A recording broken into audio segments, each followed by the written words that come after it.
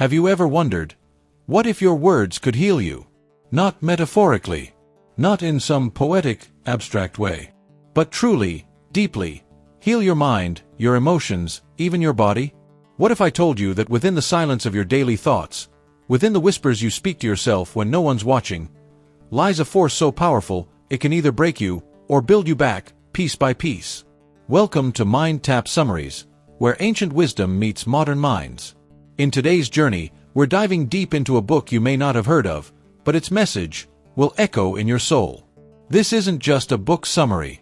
It's a story, a reflection, a mirror held up to your life. Because this is about you, and how you can heal yourself. Not tomorrow, not someday, but now. Starting with nothing more than your own voice. Part 1. The Forgotten Power of Words. Long before science had instruments, long before medicine had machines, there were words. Words spoken around campfires, in sacred temples, by mothers to crying children, by warriors on the battlefield. Words that carried belief. Words that planted hope. Words that healed. Speak to Heal isn't just the title of a forgotten abundance book. It's a command, a spiritual key. You see, somewhere between our daily distractions and modern medicines, we stopped believing that our words mattered. We started treating them like background noise, casual chatter, or worse, like weapons to use against ourselves. Every time we say, "I'm not good enough, I'm broken, I can't," we aren't just speaking negativity. We're casting spells. Spells that shape our future, bend our confidence, and quietly destroy our potential. The ancient mystics believed that the tongue holds the power of life and death. Not metaphorically, but spiritually and physically. Because every word carries a vibration. And every vibration sends a signal to your nervous system, your immune system, your subconscious mind. Let me tell you a story. There was once a woman named Ilara, who had lived most of her adult life with chronic fatigue. No doctor could find the root. No medicine brought lasting relief. One day, while reading an old book in a second-hand shop, she found a line that hit her like thunder. It read, "The words you repeat are the seeds of your reality." Something inside her shifted. That night, for the first time, she sat on her bed, and instead of weeping from exhaustion, she whispered, "I am healing. I am strong. My body is learning how to breathe again."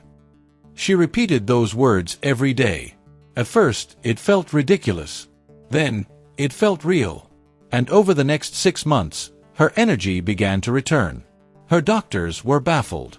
But she wasn't. She had remembered the truth.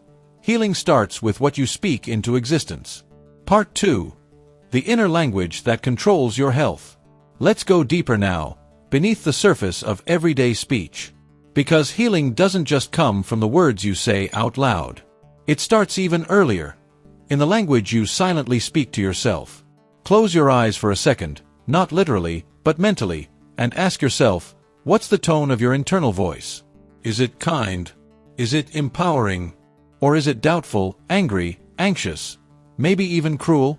There was a man named Rohan, 33 years old.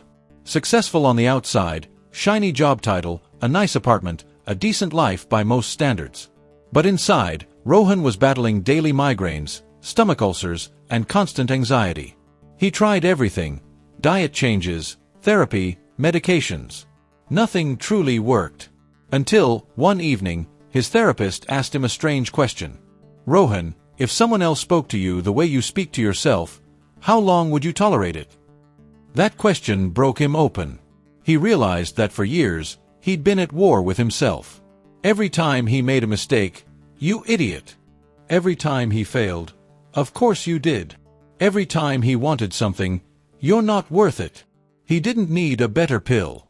He needed a truce. A ceasefire in the inner civil war he'd been silently fighting. So he started small. He created a ritual every morning, just 90 seconds.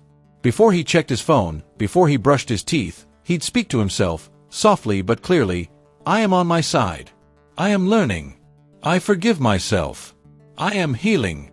At first, his inner critic screamed louder. It told him it was stupid. It told him nothing would change. But over time, something miraculous happened. The migraines faded. His digestion improved. His sleep deepened. And most importantly, his peace returned. Now, let's pause here, not for drama, but reflection. You see, your internal language is not just narration. It's programming. The words you repeat inside are code, and your mind runs that code, just like a machine. So when you repeatedly tell yourself, "I'm broken. Nothing ever works for me.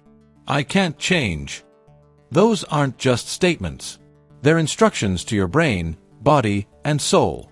On the other hand, when you say, "I'm still learning. I am worthy of healing. I believe change is possible," those two are instructions. Ones that unlock growth, hope, and biological recovery.